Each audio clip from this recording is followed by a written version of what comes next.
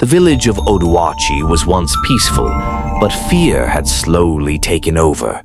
As the sun set each evening, the sky glowed red and heavy, and mothers hurried their children into their mud huts, whispering warnings of dangers that came with the night. Doors shut early, cooking fires died quickly, and every sound after dusk felt like a threat. In the distance, one figure always remained outside, Nneka.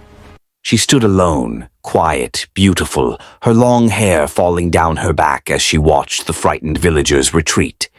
No one knew why she stayed outside so calmly when everyone else rushed indoors, and no one suspected what she truly was.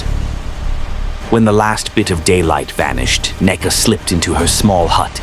Inside, the dim fire cast trembling shadows on the walls. She knelt before it and closed her eyes as a strange heat spread through her body. Slowly, her smooth brown skin began to harden into glossy black serpent scales. Her jaw cracked and stretched unnaturally, widening as her bones reshaped. Her brown eyes shifted into terrifying, glowing yellow ones. By the time the fire burned low, Nneka was no longer human. She had become a half-human, half-serpent creature, fearsome, powerful, and hungry. When midnight arrived, she crawled out of her hut and into the silent village. The moonlight washed over her scales, giving them a cold blue shine.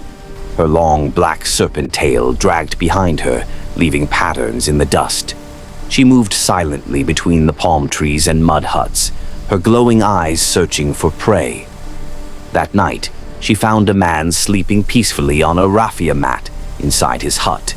Without a sound, she slipped through the doorway and coiled herself around him. Her grip tightened slowly, her glowing eyes locked on him without blinking. Bones cracked softly in the dark. The man never even woke up. By morning, the village erupted in fear. Another life lost, another mystery. No one understood what hunted them. The elders gathered at the shrine, surrounded by carved masks and palm fronds, speaking in hushed, trembling voices. They discussed spirits, curses, and dark omens. They tried to find answers, but the one they feared the most was already watching them. Nneka stood behind a nearby tree, still in her human form, silently listening to every word. Her sharp eyes studied them, her mind already deciding what would happen that night. When darkness fell again, the elders gathered in the shrine to pray for protection. Thunder rumbled across the sky as a storm approached.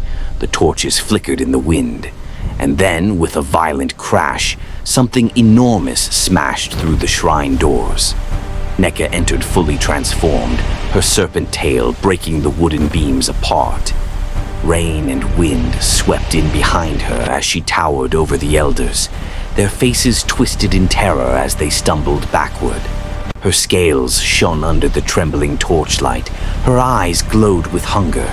She struck quickly, her massive jaw unhinged wider and wider, stretching past human limits. Before anyone could reach the door, she devoured the oldest elder whole.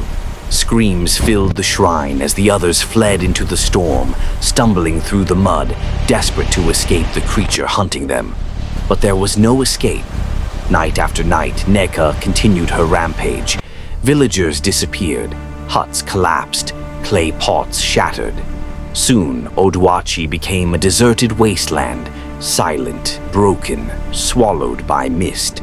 No fires burned, no voices called. Nothing lived there anymore except the serpent girl who claimed the ruins as her kingdom. Through the drifting fog, Nneka's giant shadow could often be seen moving slowly among the abandoned huts. Sometimes only her glowing yellow eyes were visible, watching, waiting. She ruled the ruins, unseen yet ever present. One night, a lone traveler wandered into Oduachi, unaware of its tragic history. He moved carefully through the broken village, puzzled by the silence.